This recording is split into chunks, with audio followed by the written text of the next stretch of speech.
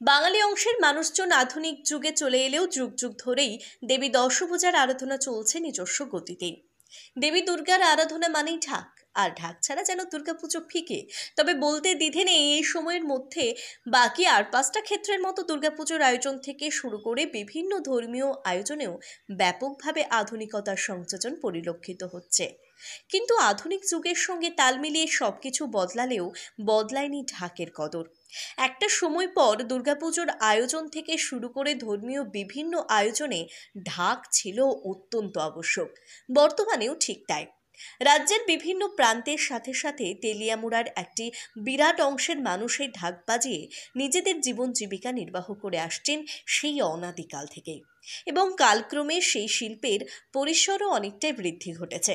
সামনেই দুর্গাপুজো, আর সে কারণেই মূলত ঢাকের খোঁজে বেরিয়ে আমাদের প্রতিবেদকের গন্তব্য ছিল তেলিয়ামুড়া পৌর পরিষদের 3 নম্বর ওয়ার্ডের সুকান্তপল্লী এলাকায়। এই এলাকার বাসিন্দা তথা পেশায় ঢাকি বলরাম ঋষি দাস বাপ ঠাকুরদার কাছ থেকে এই ঢাক বাজানো শিখে বিগত 30 থেকে 40 বছর যাবৎ বিভিন্ন ধর্মীয় অনুষ্ঠানে ঢাক বাজিয়ে নিজের জীবন জীবিকা অতিবাহিত করে আসছে। কথা প্রসঙ্গে ঢাকি বলরাম ঋষি দাস দাবি করেছেন, এবছর অন্যান্য বছরের থেকে বেশ ভালো ঢাকের চাহিদা রয়েছে, অর্ডারও এসেছে বেশ ভালোই। বর্তমান প্রজন্মের ছেলেমেয়েরা এই শিল্প থেকে অনেকটাই বিমুখ হয়ে পড়েছে। পড়াশোনার পাশাপাশি এই শিল্প নিয়ে বর্তমান যুগের ছেলেমেয়েরা তেমনভাবে আগ্রহী হতে নারাজ। এদিকে একটা অংশ মনে করছে ঢাক শিল্প বা রাজ্যের প্রাচীন ঐতিহ্যমণ্ডিত ঢাক যে এক প্রকার বিলুপ্ত হওয়ার পথে, তার কিছুটা আভাস ঢাকি বলরাম ঋষি দাসের বক্তব্যের মধ্য দিয়ে স্পষ্ট। বলতে দ্বিধা নেই, ঢাককে আঁকড়ে ধরে একটা বিরাট অংশের মানুষ যেমন আজও বেঁচে থাকার স্বপ্ন দেখেন, এর পাশাপাশি দেবী দুর্গার আরাধনা থেকে শুরু করে ধর্মীয় বিভিন্ন আয়োজনে ঢাক অনায়াসে অন্য মাত্রা যোগ করে। কিন্তু এই ঢাক শিল্পকে বাঁচিয়ে রাখার জন্য পরিকল্পিত উদ্যোগ গ্রহণ করুক, এমনটাই দাবি শুভবুদ্ধি সম্পন্ন সচেতন মহলের। এটা কোন জায়গা? এটা তেলিয়ামুড়া সুকান্তপল্লী কালীবাড়ি। আপনার নাম? আমার নাম মিটন ঋষি দাস, বাবুর নাম বলরাম ঋষি দাস।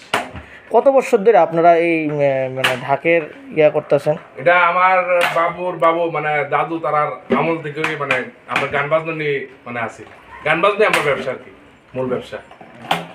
এই আপনাদের এই ঢাকের উপরেই ঢাকের বিজনেস মানে ব্যবসার উপরেই কি আপনারা মানে সংসার চলে নাকি? হ্যাঁ, আমরা মানে এখন ঢাক ডোলটারে আমরা পেশাগতভাবে নিছি, কারণ এখনকার যুগে মানে পড়াশোনা মানে করেও শিক্ষিত মানে হয়েও কিন্তু সেরকম মানে সুযোগ সুবিধা পাইতেছে না, সেই জন্য মানে বাধ্যতার যে মানে ব্যবসাটা আছে ওইটা নিয়ে মানে আমরা এখন ব্যক্তিগত পেশা বানিয়ে নিয়েছি।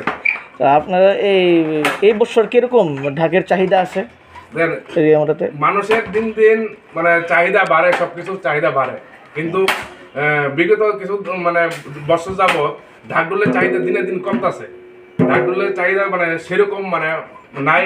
আর প্লাস যারা মানে বাদ্যবাদনের সাথে জড়িত তারা মানে দিনে দিন খুব অসহায় হয়ে পড়তেছে, কারণ এখন দিনে বিভিন্ন ধরনের ডিজে, বিভিন্ন ধরনের বক্স দিয়ে মানে তারা মানে পূজা মণ্ডপের মধ্যে এগুলো বাজে, যার লিগে মানে ঢাকের চাহিদা খুব কম। আপনার কি মানে অন্যান্য বছর তো মানে যে ধরনের আপনার ঢাকের যে বায়না পান বা যে টাকা পান মানে এখন কি মানে তুলনামূলক কি কম পাইতেছেন নাকি? হ্যাঁ, অনেক কম।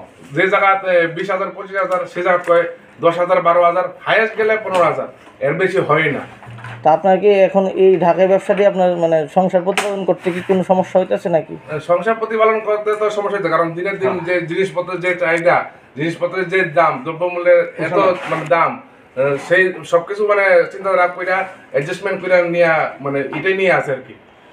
তো কি চাই মানে কি চাইবেন বা সরকারের কাছে কোনো আপনাদের কোনো দাবি থাকবো কি আগামী দিনে আপনাদের এই ঢাকের সরকারের কাছে একটাই রিকোয়েস্ট থাকবো যে যেমন মানে গান বাজনা শিল্পী মহলে যারা আছে, আগরতলার মধ্যে যে বড় বড় শিল্পী মহলরা যারা আছে, মানে শিল্পীরা যেরকম একটা সংগঠন আছে, তদ্রূপ সেম মানে ঢাকিরার লিগা একটা সংগঠন একটা বানানো হোক, ঢাকিরার একটা সংস্থা বানানো হোক, যাতে মানে ঢাকিরাও যাতে মানে কোনো মানে সুযোগ সুবিধা যাতে পাইতে পারে, তারাও যাতে মানে যখন কাজকর্ম যারা না পায় তারাও যাতে কোনো একটা আর্থিক একটা সাহায্য সরকার থেকে পায়, ওইটা নিয়ে যাতে সংসার প্রতিপালন করতে পারে। সরকারের কাছে এটাই দাবি থাকবো। এই বছর কয়টা আপনারা ঢাকের মানে ইয়ে পাইছেন, বাইনা পাইছেন? এই বছর প্রত্যেক বছরই মানে আমরা প্রত্যেক মানে পূজার মধ্যেই ঢাক ডোল মানে দুইজন দুইজন করে যায়। বাবু যায় একদিকে, আমি যাই একদিকে। ঠিক আছে।